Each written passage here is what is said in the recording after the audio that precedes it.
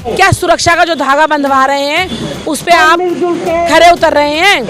और अगर खतरे उतर रहे हैं और अगर एक दिन आपके सुरक्षा सूत्र बांध लेने से आपकी बहन बेटियां सुरक्षित हो जाती हैं, तो फिर ये किसकी बहनें हैं जिनका बलात्कार हो रहा है? तो फिर ये किसकी बहनें हैं जिनका शोषण हो रहा है? ये फिर किसकी बहनें हैं जिनको रात को जिंदा जला दिया जाता है? ये किसकी बहनें हैं जिनका गैंग रेप किया जा रहा है? और ये किसकी बहनें हैं जो डॉक्टर प्रोफेसर बनने के बाद भी शोषित हो रही हैं? अगर सुरक्षा के धागे से आपकी बहनें सुरक्षित होती है ना भाई, तो खूब मनाओ रक्षाबंधन शौक से। लेकिन अगर वो दिन दूर नहीं कि वो संविधान भी बदल देंगे।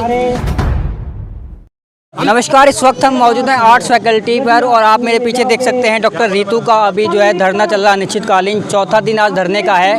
और इसी पे बातचीत करने के लिए हमारे साथ हैं सोनू जी। तो इनसे पूछेंगे कि मैडम 4 दिन हो गए डॉक्टर रितु जो है एक दलित समाज से आती हैं और अभी भी उनको इंसाफ नहीं मिला है, तो क्या कहना चाहिए? देखिए, इंसाफ की लड़ाई के लिए तो बैठे हैं और जब तक इंसाफ मिलेगा नहीं, ये आंदोलन एक दिन का नहीं है, ये संघर्ष एक दिन का नहीं है। ये संघर्ष तो हमारे महापुरुष सदियों से करते आए हैं। ये बाबा साहब का संघर्ष है, ये ज्योतिबा फूले का संघर्ष है, ये पेरियार साहब का संघर्ष है, ये काशीराम का संघर्ष है। ये किसी एक का संघर्ष नहीं है, ये डॉक्टर रितु का अकेले संघर्ष नहीं है, ये मेरा संघर्ष है, ये आपका भी संघर्ष है। अच्छा, अभी आपने संघर्ष एक दिन में खत्म होने वाला नहीं है। अभी आपने जिक्र किया था रक्षाबंधन का, रक्षाबंधन है और यहाँ पर जो है भाइयों की संख्या बहुत ही कम है। कहा जाता कि दलित भी हिंदू है, तो अब भाई कहाँ पर हैं? बहन के इंसाफ के लिए कोई आगे नहीं हो? देखिए, वही मैंने अभी कहा था, जैसा कि आपने भी जिक्र करा कि बड़े अफसोस की बात है। मैं किसी की भावनात्मक या आस्था को ठेस नहीं पहुंचाना चाहती हूँ। आप मनाइए, शौक से मनाइए आप हिंदुवादी त्यौहार, लेकिन ये मेरा सवाल ज़रूर है, क्या आप सच में अपनी बहनाओं की सुरक्षा कर पा रहे हैं? क्या अपनी बेटियों की सुरक्षा कर पा रहे हैं? क्या सुरक्षा का जो धागा बंधवा रहे हैं उस पे आप खरे उतर रहे हैं? और अगर खतरे उतर रहे हैं और अगर एक दिन आपके सुरक्षा सूत्र बांध लेने से आपकी बहन बेटियां सुरक्षित हो जाती हैं, तो फिर ये किसकी बहनें हैं जिनका बलात्कार हो रहा है?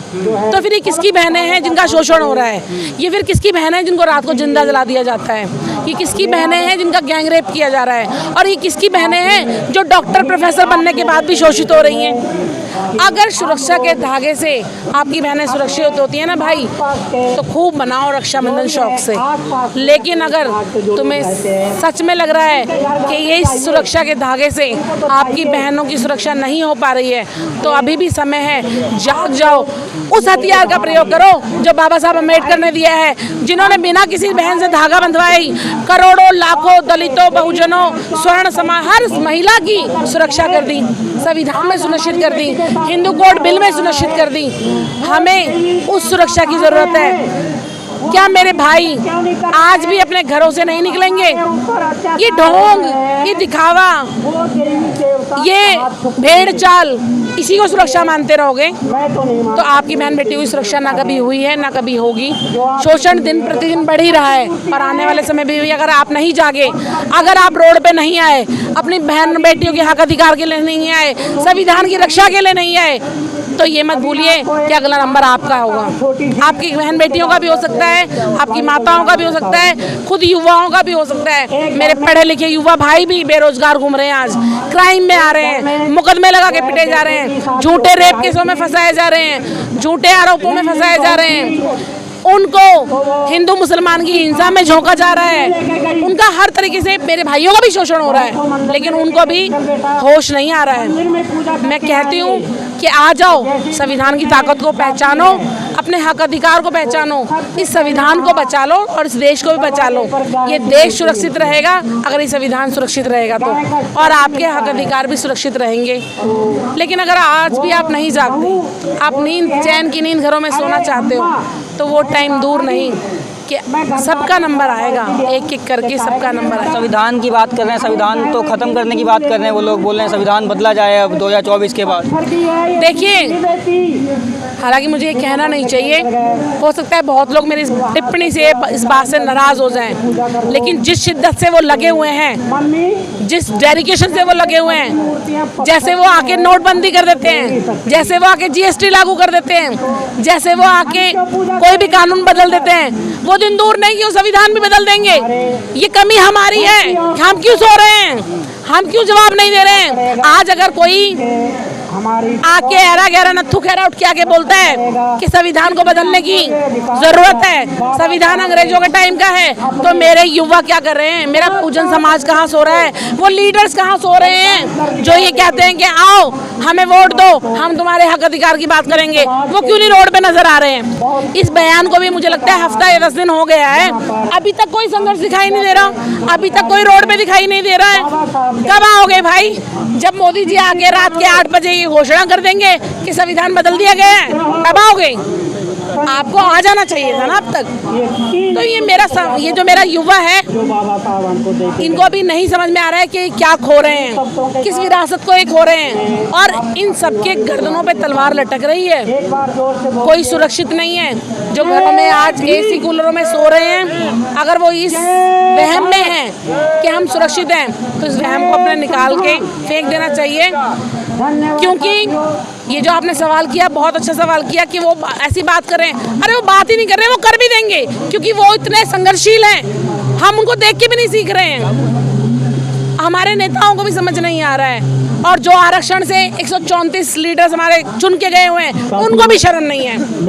संविधान विरोधी बात होने के बाद अब तक उनको रिजाइन दे देना चाहिए था, लेकिन वो भी चैन की नींद सो रहे हैं। तो हम कहाँ किस ओर जा रहे हैं हमें खुद नहीं पता। बड़े अफसोस की बात है, देख के दिल दुख होता है, रोता है कि संविधान विरोधी ताकतें इतनी प्रबल होती जा रही हैं और हमें कोई फर्क ही नहीं पड़ रहा है। क्या कारण है कि इतने समय हो गया, समय बीतता जा रहा है और इंसाफ नहीं मिल रहा? चर्चा करनी चाहिए, क्योंकि देखिए हमारे लोग एकजुट नहीं हैं, उसका सबसे बड़ा कारण ये है। जो इकट्ठे नहीं होते, जो घर इकट्ठा नहीं होता वो घर हार जाता है, जो समाज इकट्ठा नहीं होता वो समाज हार जाता है, जो देश के नागरिक इकट्ठे नहीं होते वो कौम हार जाती है पूरी। जब तक बहुजन समाज एकजुट नहीं होगा, अलग अलग अपने सम जातियों में बटा रहेगा, तब तक ये जीत नहीं पाएंगे। इनको जीतने के लिए बाबा साहब ने एक सूत्र दिया था, SC ST OBC, एक सूत्र में बांधा था। सब ने अपनी अपनी जातियों के पिटारे खोल लिए। जब तक दोबारा बाबा साहब के SC ST OBC में दोबारा नहीं आएंगे और उस ताकत को अपने नहीं बनाएंगे, तब तक ऐसे ही पिटते रहेंगे भाई। आप इतने मतलब उससे कह रही हैं कि संविधान बदल देंगे वो लोग, तो मतलब 2 अप्रैल का आंदोलन हुआ है SC ST का, उसके बावजूद ऐसा कैसे मतलब लगता है कि संविधान वो लोग बदल देंगे? 2024 में सरकार बनती है। मैंने ये नहीं कहा कि वो संविधान बदल देंगे, पर उनकी निरंतर प्रयास तो जारी हैं। तो हमारे प्रयास कहाँ हैं? हमारा रोड मैप कहाँ है? हमारे लोग कहाँ हैं? कोई एक नेता मुझे लगता नहीं कि सामने आके जिसने रोड पे बोला हो कि कौन है, आइए करिए चैलेंज, कौन है जो ये बात कह रहा है कि संविधान बदल देंगे। अभी तक कोई नहीं दिखाई दे रहा। माइकों में बोलना, अपने कमरों में AC कमरों में बैठ के बयान दे देना, फेसबुक पे जाके लिख देने से क्रांति नहीं होती, आंदोलन नहीं होते, ऐसे जंग नहीं जीती जाती। ग्राउंड पे आना पड़ता है। और वो जो लोग संविधान विरोधी बात कर रहे हैं ना, उनके लोग, संघ के लोग, मैं खुल के बोलूं, वो 4 बजे पार्कों में दिखाई देते हैं। 4 बजे सुबह उनके युवा पार्कों में दिखाई देते हैं, अपनी रणनीति तय करते हैं। और हमारे युवा TV देख रहे हैं, हमारे युवा DJ पे नाच रहे हैं जय भीम के गानों पे, हमारे युवा संगठनों में नाम पर नीला पटका गले में डाल के सिर्फ गाने बजाने में और फोटो खींचने में मस्त है। हमारे युवा रोड पे जब तक नहीं आएगा, सड़क पे जब तक नहीं आएगा, अपने हक अधिकार की बात नहीं करेगा और एकजुट नहीं होगा, आपस में झगड़े ये जो इनके हैं बहुजनों के, ये भी ये खत्म नहीं करेंगे, तब तक कुछ हासिल होने वाला है नहीं। और बहुत जल्दी सोचना होगा, समय हमारे पास बहुत कम है।